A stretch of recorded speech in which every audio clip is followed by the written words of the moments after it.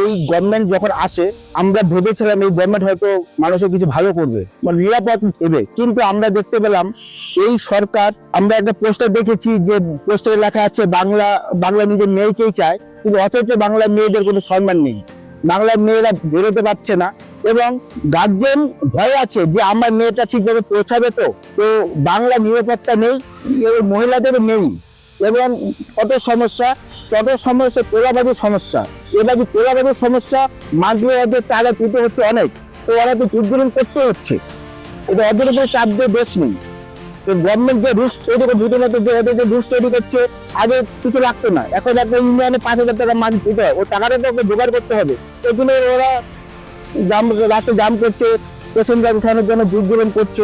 সেই বিষয়টা যে সরকার দেখে এবং সরকার তাহলে হয়তো কিছুটা সমাধান আসতে পারে।